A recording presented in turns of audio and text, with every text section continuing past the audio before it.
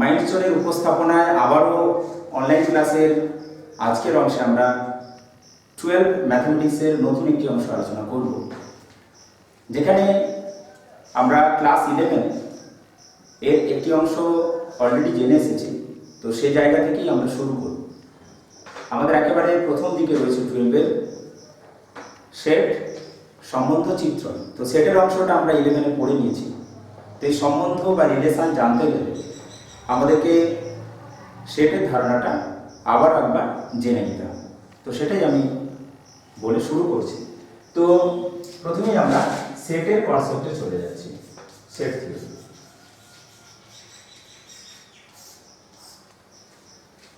What is set বা set কাকে বলবো আমরা?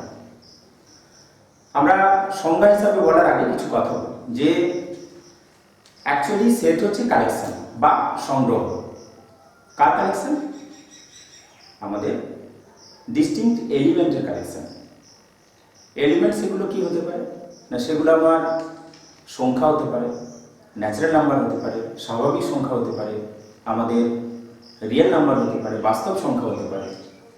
এছাড়াও আমাদের ম্যাট্রিক্সের কালেকশন হতে পারে, স্টুডেন্টদের কালেকশন হতে পারে। তো যাই হোক না কেন, সেই কালেকশন, কিন্তু সমস্ত কালেকশনকে আমরা সেট বলবো না। তো সেটের ডেফিনেশনে কি বলা হচ্ছে? Set is a collection of set is a collection of well defined distinct objects। অর্থাৎ সেট হচ্ছে আমাদের সংগ্রহ বা কালেকশন কার? Well defined distinct objects. এই এতগুলো টার্ম আমাদের জানতে হবে। তাহলে সংগ্রহ বুঝলাম, সেটা আমাদের নাম্বারের সংগ্রহ হতে পারে, সেটা আমাদের natural number, rational number, real number অর্থাৎ মূলত সংখ্যা, কিংবা আমাদের ন্যাচারাল নাম্বার অর্থাৎ স্বাভাবিক সংখ্যা, কিংবা বাস্তব সংখ্যা, যারই কালেকশন হোক না কেন কালেকশন হতে পারে। আমরা একটা এজ গ্রুপের কালেকশন নিতে পারি, একটা নির্দিষ্ট বয়স পর্যন্ত ছাত্রছাত্রীদের কালেকশন নিতে পারি।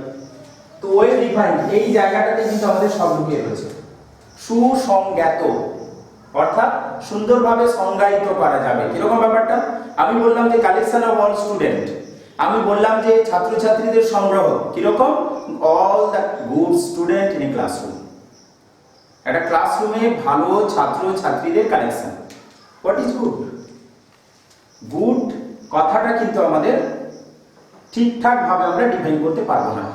তার কারণ যে বেশি মার্কস পেয়েছে আগের ক্লাসে সে গুড, না যার বিহেভিয়ার ভালো সে গুড, না অন্যান্য কিছু মেজারমেন্ট আমরা দেখে তাকে গুড বলবো, না খেলাধুলায় যে বেশি পারদর্শী তাকে গুড বলবো, না বিহেভিয়ার দেখে তাকে গুড বলবো। তাহলে গুড কথাটার মধ্যে অ্যাম্বিগুইটি রয়েছে, আমাদের সুসংজ্ঞাত নয়। তাই আমাদের শুধুমাত্র কালেকশন হলেই চলবে না। প্রথম কালেকশন, নেক্সট ওয়েল ডিফাইন্ড, সুসংজ্ঞাত। একেবারে পরিষ্কার কনসেপ্ট থাকবে যে ওই এলিমেন্টটা ওই সেটে থাকবে কিনা, ওই কালেকশনে থাকবে কিনা। এবং বলা হচ্ছে ডিস্টিংক্ট অবজেক্টস, অর্থাৎ একই এলিমেন্ট একই পদ তাকে আমরা একবারের বেশি ব্যবহার করতে পারবো না, অর্থাৎ রিপিটেশন ইজ নট অ্যালাউড। আমি যদি বলি যে 1 থেকে 10 পর্যন্ত সংখ্যা রয়েছে আমাদের পূর্ণ সংখ্যার কালেকশন, তাহলে এখানে কিন্তু পূর্ণ সংখ্যা বলে দিয়েছি। তাহলে 1 থেকে 10 এর মধ্যে 1 2 3 4 5 6 7 8 9 10 ছাড়া আর কোনো সংখ্যাই কিন্তু আমার থাকতে পারে না এই কালেকশন।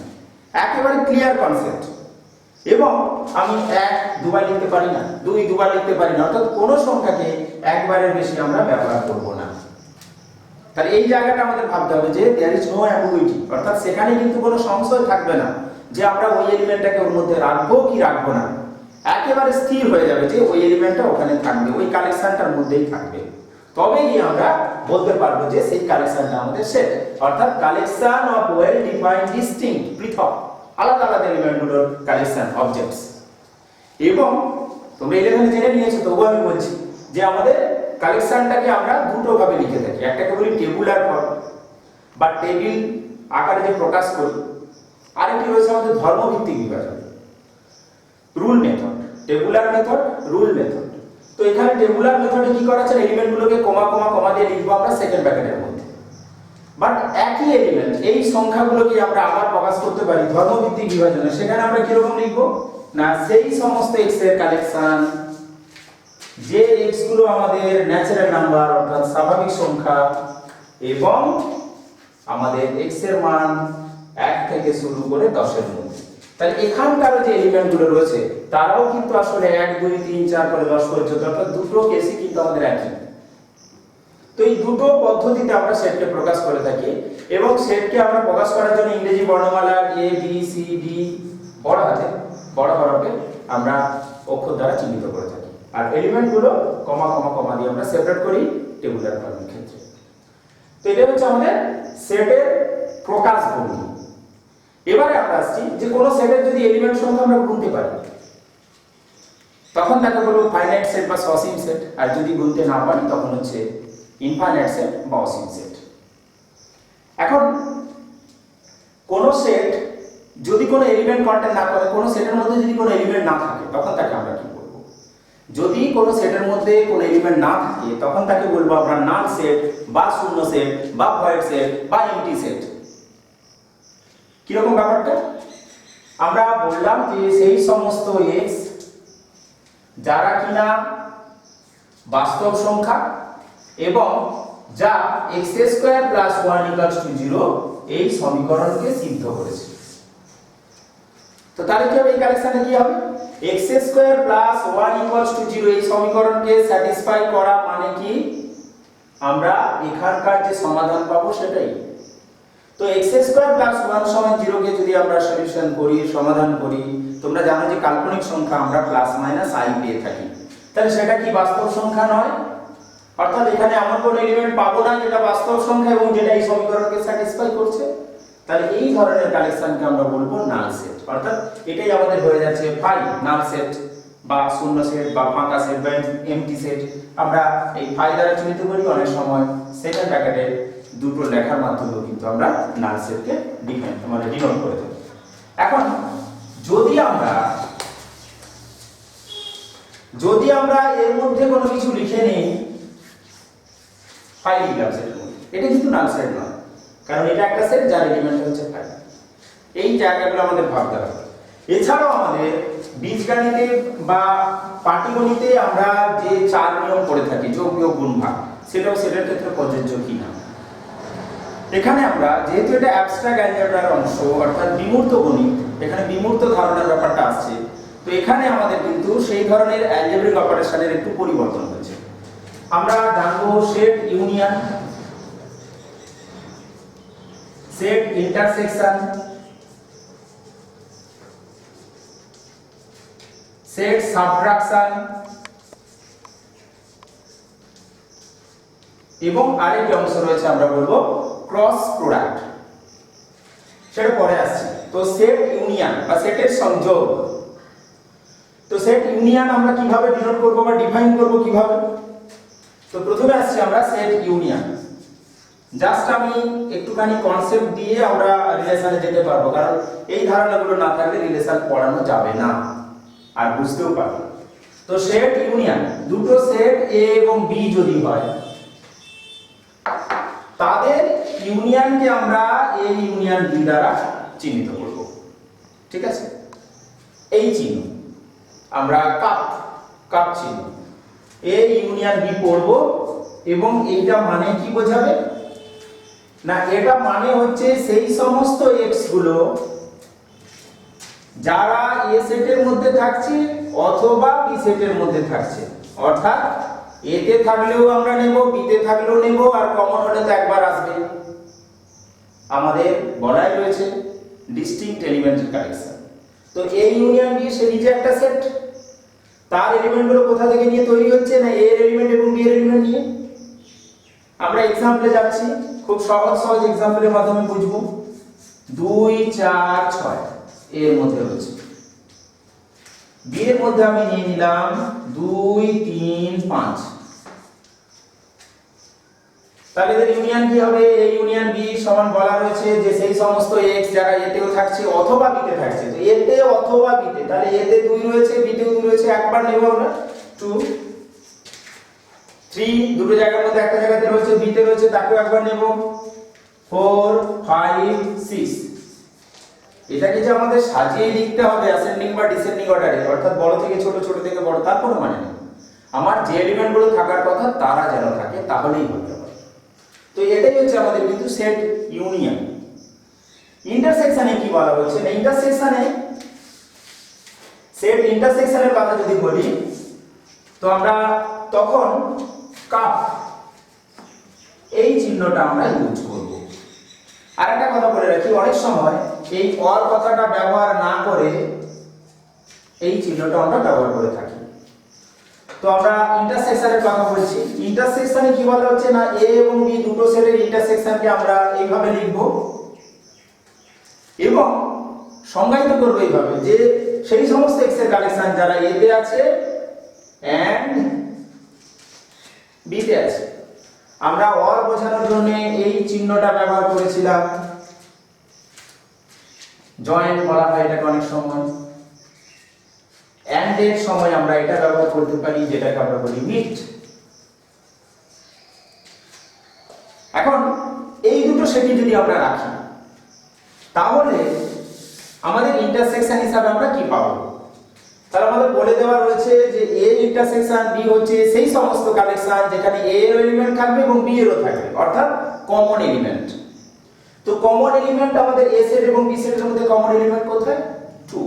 তাহলে আমরা লিখব যে এ ইন্টারসেকশন বি সমান হচ্ছে শুধুমাত্র 2। এরপর আমরা চলে যাব সেটের ক্ষেত্রে সাবট্রাকশন বা বিয়োগ। এই সেটের সাবট্রাকশন বা বিয়োগ জানার আগে আরেকটা জিনিস আমরা একটু বলে নিই, সেটা হচ্ছে ইউনিভার্সাল সেট বা সার্বিক সেট। ইউনিভার্সাল সেট বা বলে থাকি আমরা সার্বিক সেট।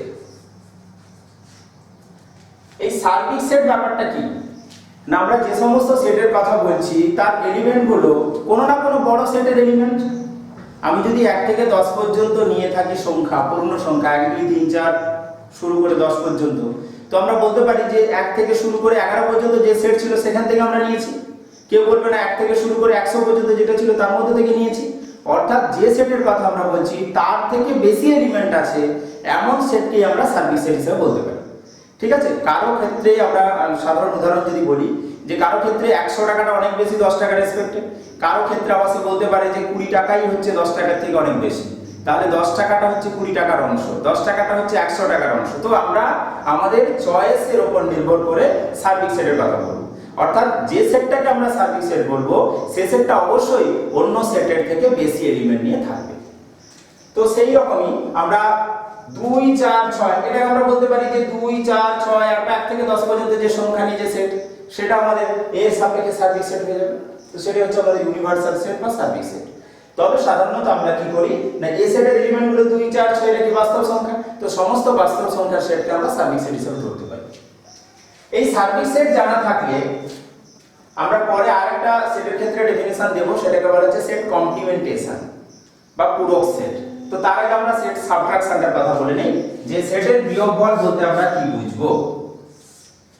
সেটের বিয়োগফল, তো সেটের বিয়োগফলকে আমরা সাধারণত যে বীজগণিতে যে বিয়োগ চিহ্নটা ব্যবহার করি সেটা অনেক সময় করি না, করলেও অসুবিধা নেই, তবে সাধারণত আমরা এইভাবে একটু এড়িয়ে মাইনাস চিহ্নটা ব্যবহার করে থাকি বা অনেক জায়গাতে ডিফারেন্স বা পার্থক্য চিহ্নটা ব্যবহার করে, তো আমরা এটাই দেবো এখানে। তো এটা কি না, এটা আরেকটা সেট, এ এবং বি দুটো সেট দেওয়া থাকলে তাদের সাবট্রাকশন বা বিয়োগটা হচ্ছে এই আকারে লিখব এবং সংখ্যাতে কি বলা হচ্ছে না, আমাদের সেই সমস্ত এলিমেন্টগুলো যারা x এ থাকবে কিন্তু যারা এর মধ্যে থাকবে সেই সমস্ত x গুলো a তে থাকবে কিন্তু তারা আমাদের b সেটের এলিমেন্ট হবে না, অর্থাৎ a এর এলিমেন্ট কিন্তু b এর নয়। সেই সংখ্যাকে বা সেই ধরনের কালেকশনকে আমরা বলবো কি দুটো সেটের মধ্যে যে তাদের সাবট্রাকশন বা বিয়োগফল। তো আমাদের a সেট দেওয়া রয়েছে, a সেটের মধ্যে আমাদের রয়েছে 2 4 6, b সেটের মধ্যে দেওয়া রয়েছে 2 3 5, তো তাদের বিয়োগফল মানে কি, তাদের বিয়োগফল মানে a সেটের এলিমেন্ট আমরা নেব কিন্তু b এর এলিমেন্ট নেওয়া যাবে না। তাহলে b এর এলিমেন্ট কারা রয়েছে 2 3 4, এখানে তো 3 2 3 5, এখানে 3 5 এর গল্প নেই, তাহলে শুধুমাত্র 2টা হয়তো আমরা নিতাম কিন্তু তাও নেওয়া যাবে না সংখ্যা অনুযায়ী।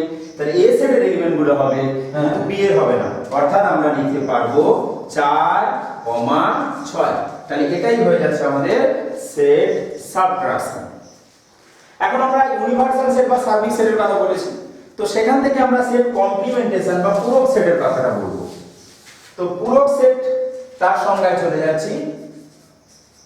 পূরক সেট আমরা এই ইউনিভার্সাল সেট বা সার্বিক সেটকে অনেক সময় এস বা ক্যাপিটাল ইউ দ্বারা চিহ্নিত করে থাকি। তো পূরক সেট কি হবে না, পূরক সেট কোন সেটের পূরক সেটকে আমরা এ বার কিংবা এ কমপ্লিমেন্ট কিংবা এ ড্যাশ এইভাবে কিন্তু আমরা চিহ্নিত করব। এবং সেটা মানে কি না, সেটা মানে হচ্ছে universal set minus that set, অর্থাৎ ইউনিভার্সাল সেট থেকে ওই সেটের বিয়োগফল, তখনই আমরা তাকে বলবো কিনা পূরক সেট। আমি একটা एग्जांपल নিয়ে দেখাচ্ছি বোঝার সুবিধার জন্য।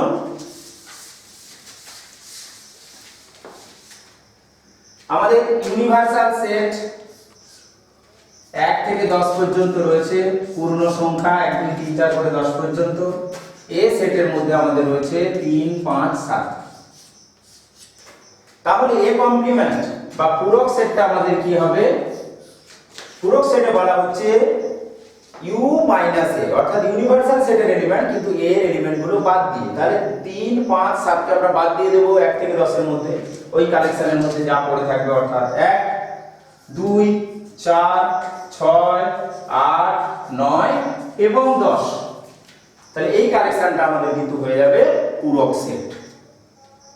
এখন এই যে set union, set intersection, set complementation বা সেট সাবট্রাকশন, অর্থাৎ আমরা যে চারটে ধর্মের কথা বললাম, সেই চারটে অংশকে আমরা সেট প্রক্রিয়াকে আমরা ছবির মাধ্যমে দেখাতে পারি, যেটাকে বলা হয় ভেন ডায়াগ্রাম। সেই ভেন ডায়াগ্রামের মাধ্যমে কি করে আমরা দেখাবো না, ভেন ডায়াগ্রামের মাধ্যমে দেখাতে গেলে আমাকে সার্বিক সেটের কথা বলতে হবে। আমি এইটাকে যদি সার্বিক সেট ধরে নিই, যার এলিমেন্ট নিয়ে আমাদের এ সেট বি সেট বা সি সেট যাই হোক না কেন, সেই সেটগুলো আমরা নিয়েছি। তো এটাকে আমরা ধরে নিচ্ছি এ সেট, আরেকটি সেট নিয়ে নিলাম বি সেট, অর্থাৎ এই অংশগুলো বা এই অংশে যে এলিমেন্টগুলো থাকবে তারা এ সেটে থাকবে, আর এই অংশে যারা থাকবে তারা বি সেটে থাকবে। তাহলে এ ইউনিয়ন বি কোন অংশটা হবে না, পুরোটা, অর্থাৎ কমন অংশ তো আসবেই, এ এর অংশ বি এর অংশ এবং কমন অংশ, সেটাই হবে আমাদের এ ইউনিয়ন বি। উল্টো দিকে আমরা যদি ইন্টারসেকশনের কথা বলি, তখন কি হবে না, তখন শুধুমাত্র দুটো সেটের যে কমন অংশ, সেই কমন অংশটুকুই আসবে আমাদের ইন্টারসেকশনের মধ্যে। অর্থাৎ এ সেট আমাদের রয়েছে, বি সেট আমাদের রয়েছে, এই কমন অংশটা, এই কমন অংশটা আমাদের হবে এ ইন্টারসেকশন বি। সাবট্রাকশনের কথা বলি, আমাদের এ সেট এবং বি সেট দুটো সেটের বিয়োগফল আমি যদি এখানে ভেন ডায়াগ্রামে দেখানোর চেষ্টা করি, তাহলে এ সেট বি সেট, তো কি বলা হচ্ছে, এ এর এলিমেন্ট এটা এ এটা বি, a মাইনাস বি, অর্থাৎ a এর এলিমেন্ট গুলো নেব কিন্তু b এর গুলো নয়। সেটা কোন অংশটা, a এর এলিমেন্ট, a এর এলিমেন্ট, a এর এলিমেন্ট কিন্তু b এর নয়, অর্থাৎ এই দিকের সমস্ত অংশটা, এই অংশটাই আমাদের হচ্ছে a মাইনাস বি। ফাইনালি আমরা আসছি কমপ্লিমেন্ট বা পূরক সেটটা দেখানোর জন্য। তো এটা আমাদের সার্বিক সেট বা ইউনিভার্সাল সেট, এ সেট আমাদের এটা রয়েছে। তাহলে এ কমপ্লিমেন্ট কোনটা হবে, এটা আমাদের ইউনিভার্সাল সেট। তাহলে এ কমপ্লিমেন্ট মানে ইউনিভার্সাল সেট মাইনাস এ সেট, অর্থাৎ এই অংশটাকে যদি আমরা এখান থেকে বাদ দিতে পারি, তাহলে বাদ বাকি যে অংশটা রয়েছে, এই পুরো অংশটাই হচ্ছে আমাদের এ কমপ্লিমেন্ট বা পূরক সেট। এখন ইউনিয়ন, ইন্টারসেকশন, কমপ্লিমেন্টেশন, সাবট্রাকশন, এগুলোর উপরে প্রচুর ধর্ম রয়েছে। আমাদের অ্যাসোসিয়েটিভ প্রপার্টি, আমাদের আরো যে সমস্ত প্রপার্টি গুলো রয়েছে, বিনিময় প্রক্রিয়া, সংযোগ প্রক্রিয়া, তো সেগুলো আমরা আসছি না, আমরা মূল প্রপার্টি গুলোর কথা বলে এগিয়ে যাব। তো এখানে আরেকটা জায়গা আমি একটু আলোচনা করে নিই, সেটা হচ্ছে ডি মর্গ্যানস ল। ডি মর্গ্যানস ল, ডি মর্গ্যানের সূত্র, এটা বহু জায়গায় রয়েছে, ফিজিক্সের একটা পার্টে ডি মর্গ্যানস ল রয়েছে, মডার্ন ফিজিক্স। তো ডি মর্গ্যানস লতে কি বলা হয়েছে, দুটো সেট এ এবং বি তাদের ইউনিয়নের যদি আমরা কমপ্লিমেন্ট বা পূরক সেটের কথা বলি, তো ইউনিয়নের কমপ্লিমেন্ট সেটা কি হবে, নিজ নিজ কমপ্লিমেন্টের ইন্টারসেকশনের সাথে সমান। অর্থাৎ এ ইউনিয়ন বি এর কমপ্লিমেন্ট সমান A complement intersection B complement, এবং এ ইন্টারসেকশন বি তার complement equals to A complement union B complement. এই রেজাল্টটুকু আমরা মনে রাখবো। তো আমরা চলে যাচ্ছি একেবারে কার্টেসিয়ান প্রোডাক্ট। দুটো সেট এ এবং বি তাদের কার্টেসিয়ান প্রোডাক্ট বা ক্রস বলে থাকি, এ ক্রস বি, এই অংশটা সংজ্ঞায়িত করার জন্য এটাই আমাদের কিন্তু রিলেশন বা সম্বন্ধের ক্ষেত্রে ভাইটাল জায়গা। এই জায়গাটা থেকে কিন্তু আমরা রিলেশন বা সম্বন্ধে যাব। তো এ ক্রস বি বলতে আমরা কি বুঝবো না, এ ক্রস বি বলতে দুটো সেটের এলিমেন্টের মধ্যে একটা ব্রিজ তৈরি হবে, অর্থাৎ দুটো সেটের এলিমেন্ট নিয়েই তৈরি হবে এ ক্রস বি এর এলিমেন্টগুলো একসাথে। কিরকম না, পেয়ার এলিমেন্ট x, y বা a, b আকারে জোড়ায় জোড়ায় থাকবে। তো x, y, x টা কোথাকার এলিমেন্ট না, x হচ্ছে প্রথম সেটের এলিমেন্ট and y হচ্ছে আমাদের দ্বিতীয় সেটের এলিমেন্ট। তো এই যে ক্রমিত যুগল, এটাকে বলা হয় ক্রমিত যুগল। তো পেয়ার জোড়ায় জোড়ায় থাকবে, ঠিক আছে। আমরা এক্সাম্পলের মাধ্যমে বুঝবো। তো তার আগে বলি যে তাহলে আমাদের দুটো সেট এ এবং বি তাদের ক্রস, সেটাকে আমরা লিখেছি এ ক্রস বি, বা অনেক সময় বলা হয় কার্টেসিয়ান প্রোডাক্ট। তো এ ক্রস বি তাকে আমরা লিখেছি এবং সংজ্ঞায়িত করেছি এইভাবে যে পেয়ার এলিমেন্ট x, y আকারে পাবো, যেখানে এই পেয়ারের বা এই জোড়ার প্রথম এলিমেন্টটা প্রথম সেটে এবং দ্বিতীয় এলিমেন্টটা দ্বিতীয় সেটের। এইটুকু মনে রাখলেই চলবে। তো এ সেট আমরা নিয়ে নিচ্ছি এর মধ্যে 1 2 3, বি সেট যার মধ্যে আমরা নিয়ে নিলাম 2, 3। তাহলে a ক্রস বি তে কি থাকবে, a ক্রস বি। আমরা বলেছি a এবং b সেটের এলিমেন্টের পেয়ার বা জোড়াগুলো। তাহলে a সেটের এলিমেন্ট 1 এর সাথে কারা কারা জোড়ায় আসতে পারে, 2 এবং 3, 2 এর সাথে আবার আসতে পারে 2 এবং 3, 3 এর সাথে আসতে পারে 2 এবং 3। তাহলে আমরা জোড়াটাকে এইভাবে লিখব যে 1, 2, 1, 3,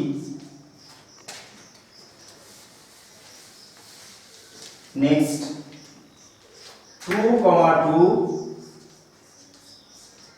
2, 3, 3, 2 এবং 3, 3। তাহলে এই যে কালেকশনটা, এটাই হচ্ছে আমাদের এ ক্রস বি, ক্রমিত যুগল বলে থাকি আমরা। এখানে প্রশ্ন আসছে যে আমাদের এই a ক্রস b আমরা তো ক্যালকুলেশন করেছি, তো b ক্রস a ও তো ক্যালকুলেশন করতে পারি। তো b ক্রস a এর এলিমেন্টগুলো কি হবে, বা দুটো কি সমান হবে? তার উত্তর হচ্ছে না। যদি দুটো সেট একই হয়, অর্থাৎ a সেটের সাথে a সেটের যদি আমরা ক্রস করি বা কার্টেসিয়ান প্রোডাক্টের কথা যদি ভাবি, তাহলেই আমাদের a ক্রস b এবং b ক্রস a দুটোই সেম হবে, আদারওয়াইজ নট, আদারওয়াইজ কিন্তু সমান হবে না। অর্থাৎ b ক্রস a কিন্তু তখন রিভার্স অর্ডারে পাবো, 2, 1, 3, 1, 2, 2, 3, 2, 2, 3, 3, 3। তো এখান থেকে আরেকটা সিদ্ধান্তে আসতে পারি আমরা a সেটে নিয়েছিলাম 1, 2, 3, 1, 2, 3, এবং b সেটে আমরা রেখেছিলাম আমরা 2 এবং 3। তো এই সেটের এলিমেন্ট সংখ্যা কত, 3। বি সেটের এলিমেন্ট সংখ্যা কত না 2। এই যে এলিমেন্ট সংখ্যা বা পদ সংখ্যা, এটাকে আমরা বলে থাকি আমাদের সেটের যে এলিমেন্ট সংখ্যা এটাকে আমরা কার্ডিনাল নাম্বার বলে থাকি। কার্ডিনাল নাম্বার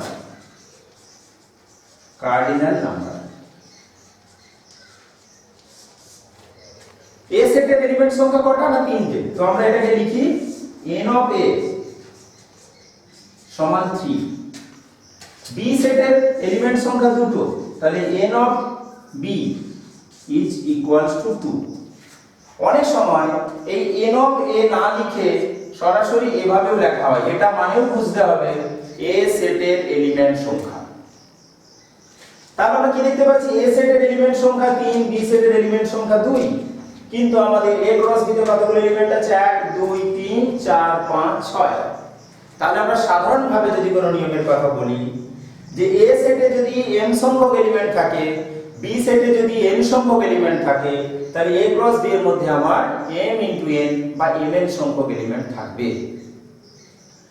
এখন দুটো সেটকে আমি এখানে যেটা আলোচনা করছিলাম যে a ক্রস b এবং b ক্রস a একই কিনা, দুটো সেট কখন ইকুয়াল হবে না, দুটো সেট ইকুয়াল হলে 11 এ তোমরা পড়েছো যে দুটো সেট a এবং b তারা পরস্পর সমান তখনই হবে যদি আমরা দেখাতে পারি যে a subset of b, b subset of a। উপসেটের কথা চলে এলো এখানে বা সাবসেটের কথা চলে এলো, এই জায়গাটা আমার বাকি ছিল। তো একটা সেট অপর সেটের সাবসেট বা অংশ সেট কখন বলবো? এই জায়গাটা আমি কি পড়লাম না, a is subset of b, a b এর উপসেট, a b এর উপসেট। কার উপসেট? b এর উপসেট। তাহলে b বড়, অর্থাৎ b এর মধ্যে a এর থেকে বেশি এলিমেন্ট থাকবে। আবার সমান চিহ্ন দিয়েছি, একই সংখ্যক এলিমেন্টও থাকতে পারে। অর্থাৎ সাধারণভাবে বলতে পারি a সেটের এলিমেন্ট গুলো b সেটের এলিমেন্ট নিয়ে তৈরি। তাহলে a সাবসেট অফ b মানে বুঝবো a তে যারা রয়েছে তারা আসলে b এর এলিমেন্ট। অর্থাৎ খুব সহজভাবে বলতে পারি a সেটের যে কোনো এলিমেন্ট যদি আমরা x নিয়ে নেই, যদি আমরা দেখাতে পারি ওই x টা আসলে আমাদের b সেটেরই এলিমেন্ট, তাহলে আমরা বলবো a is subset of b, a হচ্ছে b এর উপসেট। উল্টো দিকে আমাদের b যেহেতু বেশি এলিমেন্ট নিয়ে রয়েছে, তো b কে আমরা বলবো সুপারসেট। তাহলে a হচ্ছে সাবসেট, b হচ্ছে সুপারসেট। তো এই অংশগুলো আমাদের সেটের মধ্যে কিন্তু জানতে হবে। সাথে আমরা যেটা বলছিলাম যে কার্ডিনাল নাম্বারের উপর আমাদের একটা থিওরিম রয়েছে, উপপাদ্য রয়েছে, জাস্ট একটুখানি আমরা মনে রাখবো। সেটা কি বলা হচ্ছে? n of a union b। দুটো সেট a এবং b, তাদের ইউনিয়নে কতগুলো এলিমেন্ট থাকবে সেটা হবে n of a plus n of b minus n of a intersection b। এটা আমরা প্রমাণ করব না, কিন্তু আমরা একটা এক্সাম্পলের মাধ্যমে দেখে নেব। আমি a সেটের মধ্যে নিয়ে নিলাম 1 2 3, b সেটে আমার নিয়ে নিলাম 2 3। এবার একটু খেয়াল করো যে a ইউনিয়ন b এর মধ্যে তাহলে কে কে থাকবে? 1 এখানে রয়েছে, 2 কমন, 3 কমন, অর্থাৎ 1 2 3। ঠিক আছে, কারণ কমন এলিমেন্ট আমরা একবারই নেব। a ইন্টারসেকশন b সেটা কত? কমন 2 3 2 3, অর্থাৎ দুটো এলিমেন্ট 2 3। ওকে, তাহলে n of a union b এটা কত? তিনটে এলিমেন্ট আছে 3। n of a intersection b কটা এলিমেন্ট আছে? দুটো। আবার এখানে দেখো n অফ a এতে কটা এলিমেন্ট আছে? তিনটা। n অফ b কটা এলিমেন্ট আছে? দুটো। তাহলে একটু খেয়াল করো যে n of a union b আমরা পেয়েছি কত না 3। তাহলে 3 সমান n অফ a মানে 3 প্লাস n অফ b মানে 2 মাইনাস আমাদের রয়েছে intersection n of a intersection b যেটা আমাদের আগে থেকে ছিল 2। তো বসিয়ে দিলে আমরা কি পাচ্ছি? দুপাশটা সমান হয়ে যাচ্ছে, অর্থাৎ n of a union b সমান n of a plus n of b minus n of a intersection. এরপর আমরা সম্বন্ধে একটুখানি অংশ বলবো আজকে। তো আমরা কার্টেসিয়ান প্রোডাক্ট জেনে গিয়েছি a ক্রস b, অর্থাৎ এই একমাত্র রেজাল্ট আমাদের সেটের মধ্যে আমরা পেয়েছি যেখানে দুটো সেটের এলিমেন্টের মধ্যে ব্রিজ বা রিলেশন বা সম্বন্ধের কথা কিন্তু বলছে। তো এই জায়গা থেকে আমরা সম্বন্ধের কথা বলবো। তাহলে a ক্রস b হচ্ছে সেই সমস্ত পেয়ার এলিমেন্ট, জোড়া এলিমেন্ট যার প্রথমটা প্রথম সেটের এবং দ্বিতীয় এলিমেন্টটা আমাদের দ্বিতীয় সেটের। অর্থাৎ a সেট যদি এটা হয়, b সেট যদি এটা হয়, তাহলে এদের মধ্যে a সেটের এলিমেন্টের সাথে b সেটের এলিমেন্ট, a সেটের এলিমেন্টের সাথে b সেটের এলিমেন্টের একটা ব্রিজ বা কানেকশন বা রিলেশনশিপ তৈরি করছে। এখন এই জায়গাটাতে খেয়াল করতে হবে যে আমাদের তো কতগুলো এলিমেন্ট থাকে, আমরা a তে যদি m সংখ্যক থাকে, b তে যদি n সংখ্যক থাকে, তাহলে a ক্রস b তে m * n বা mn সংখ্যক এলিমেন্ট আছে। তো এর যে সাবসেট, প্রত্যেকটা সাবসেট হচ্ছে এক একটা সম্বন্ধ। কিরকম ব্যাপারটা? আমি a সেটের মধ্যে 1 2 3 নিয়েছি, b সেটের মধ্যে 2 3 নিয়েছি। তো এদের মধ্যে কতগুলো কম্বিনেশন সম্ভব? আমি আগে a ক্রস b টা একটু লিখে নিয়েছি। তাহলে a ক্রস b তে কারা কারা থাকছে? 1 2 1 3 2 2 2 3 এবং 3 2 3 3, অর্থাৎ 1 2 3 4 5 6 খানা এলিমেন্ট। তো কোন সেটে যদি 6 খানা এলিমেন্ট থাকে তার সাবসেট কতগুলো হবে? আমরা এটা আগে 11 এ পড়েছি যে কোন সেটের এলিমেন্ট যদি n সংখ্যক হয় তাহলে তার সাবসেটের সংখ্যা 2 টু দি পাওয়ার n। তাহলে এখানে আমরা সাবসেট পাবো কতগুলো? 2 টু দি পাওয়ার 6, অর্থাৎ 64 খানা সাবসেট, প্রত্যেকই সমান। তার মধ্যে একটা সাবসেট অবশ্যই নাল সেট, আর একটা সাবসেট হচ্ছে এই অংশটা।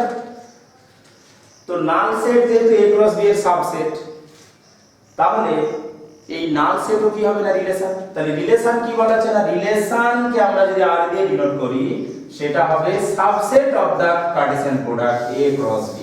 তো a ক্রস b এর সাবসেটই হচ্ছে আমাদের রিলেশন। তো এখানে আমরা 64 খানা সম্পর্ক পাবো, 64 খানা সম্বন্ধ, সবগুলোই কিন্তু আমাদের রিলেশন বা সম্বন্ধ। কিন্তু তার মধ্যে আমরা স্পেশাল 3টে রিলেশনের কথা বলবো।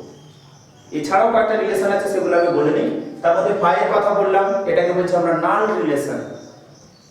সম্পূর্ণ ক্রস প্রোডাক্টটাকে যদি আমরা নিয়ে নিই a ক্রস b, তখন হয়ে যাচ্ছে ফুল রিলেশন। তাহলে শুধু নাল সেটটা নিলে নাল রিলেশন, পুরোটা নিলে আমাদের ফুল রিলেশন। এছাড়াও কতগুলো আরো 62 খানা আছে, সেই 62 খানার মধ্যে আমরা মাত্র 3 খানা রিলেশনের কথা জানবো, যেগুলো আমাদের সিলেবাসের মধ্যে রয়েছে। তো কি কি রিলেশন রয়েছে? একটা হচ্ছে আমাদের রিফ্লেক্সিভ, সিমেট্রিক এবং ট্রানজিটিভ। রিফ্লেক্সিভ বা সসম, সিমেট্রিক বা প্রতিসম এবং ট্রানজিটিভ বা সংক্রমণ।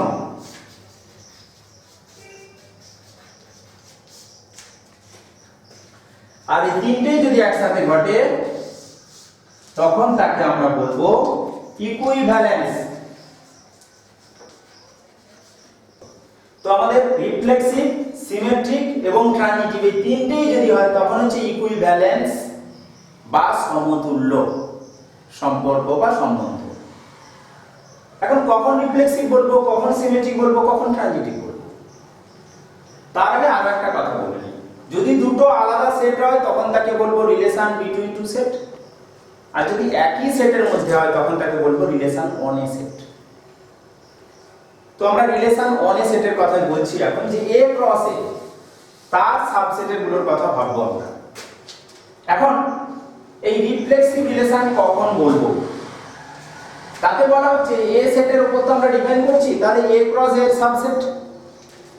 তো x a সেটের এলিমেন্ট, অর্থাৎ সমস্ত x a সেটের জন্য যদি আমরা দেখাতে পারি যে x, x এই পেয়ারটা, এই জোড়াটা আমাদের, আমরা রিলেশনটাকে r দিয়ে ডিনোট করে দিচ্ছি, অর্থাৎ r is subset of a cross a। যদি আর এর মধ্যে থাকে তখনই বলবো আমরা রিফ্লেক্সিভ। এক্সাম্পল দিয়ে দেখাই, বুঝতে সুবিধা হবে। 1 2 3 রয়েছে আমার এ সেটের মধ্যে, তাহলে এ ক্রস এতে কতগুলো থাকবে?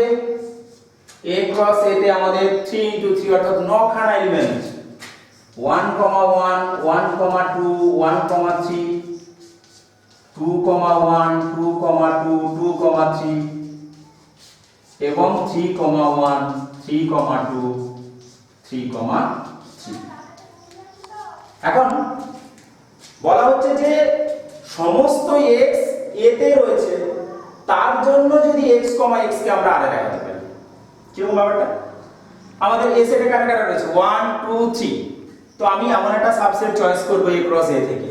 ধরো আমি এরকম ভাবে একটা সাবসেট চয়েস করলাম যে r = 1 1 2 2 3 3, আর হয়তো কিছু নিলাম 1, 3, অতিরিক্ত আরেকটা নিয়ে আসলাম।